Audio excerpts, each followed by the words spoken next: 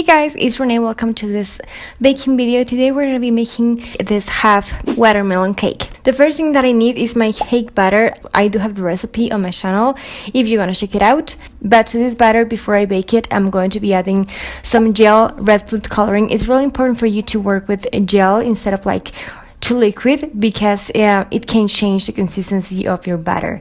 It's pretty much up to you if you want to work with a, let's say, red velvet cake batter, but since I'm just working with a batter that is not red, that's why I'm using red food coloring. And how many drops you add, it depends on how red you want your cake to be. Then I'm going to be taking my tipless piping bags. I love them. I do have a review of these ones. If you want to check it out, it's on my channel. I'm just going to fill my piping bags with my batter. I'm going to be baking my cake in this 6-inch cake pan. Again, this depends on whether you like a small or a big cake. So once my cake is baked, to avoid it from sticking to my cake pan, I'm just going to go old-fashioned here. I'm just going to be using good old butter and flour to just prevent my cake, from sticking. If you want to use Pam or something else, just go ahead and use it. Or if you're working with a silicone pan, it's pretty much up to you and what you like. And to avoid making a mess, I'm just working over a tray. Just in case something falls, I don't have a mess on my table. Once I'm ready to go, I'm just going to be taking some chocolate chips.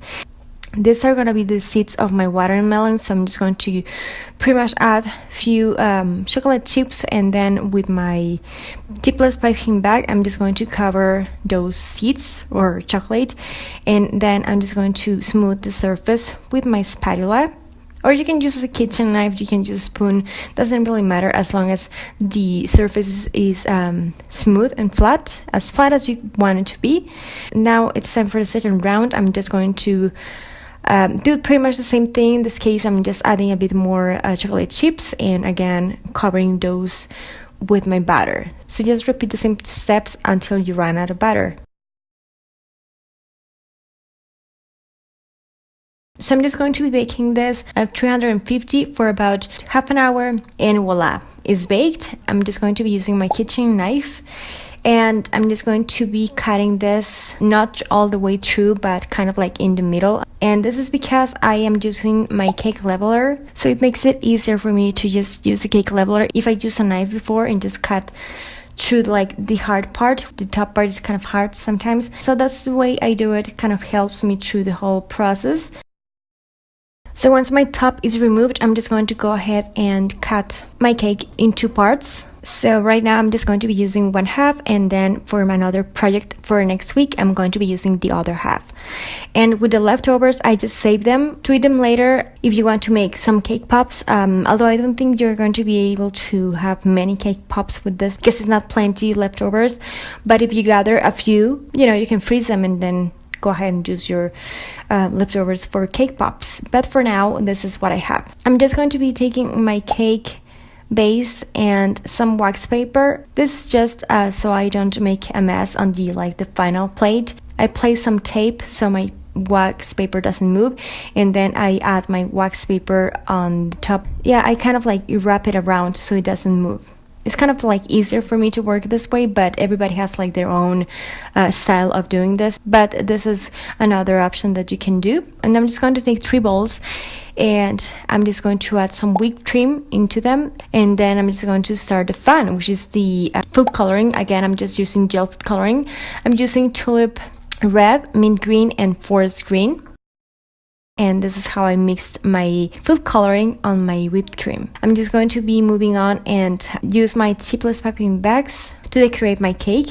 Then I'm just going to make small holes. You can use Ziploc bags as well. It doesn't really have to be this particular product. You can use anything else that you feel comfy with. So I'm just going to go ahead and apply my whipped cream. I'm not being really precise with the application, as you can see, but it's okay. At the end, everything is going to come together. I'm just going to add my second shade of green on the parts that I felt like I needed to add something. And it's pretty much up to you if you want to go more light green or darker. Then I'm going to be taking some spatula and some water, and I'm just going to smooth the whole surface. I'm just going to soak my spatula into the water, and just that's going to be helping me to smooth the whole surface. And then I'm just going to go all the way around this part of my watermelon, and I'm just going to blend it until I feel like the colors look nice. Kitchen knives work. They are not going to give you as smooth result as spatula gives you. They are not expensive at all. They are super affordable. Nowadays, you can find them pretty much everywhere. As a recommendation, it's going to be easier for you to work with this kind of things if you're really into cakes and you want to, go for this.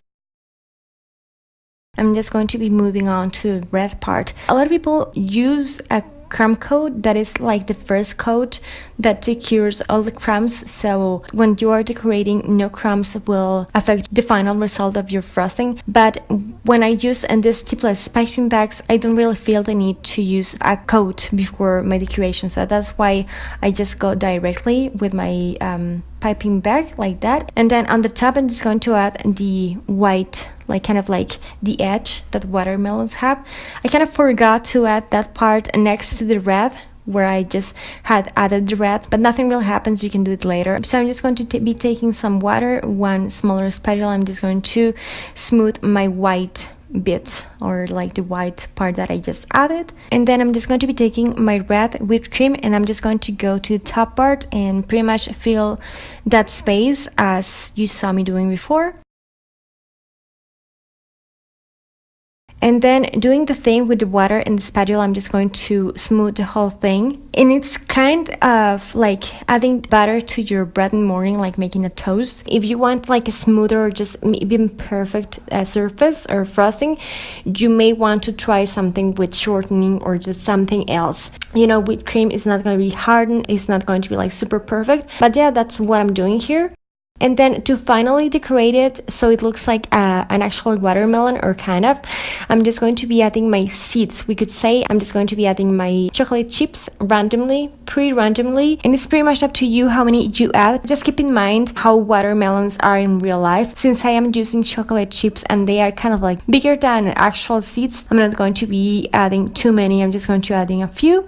And then to actually decorate this thing, I'm just going to be kind of like plating a base like that with some doilies. And I'm just going to remove my cake from my cake board. And I'm just going to, with my two hands, carefully to remove it from the wax paper. So that's actually why I use the wax paper, so all the mess stays in the wax paper.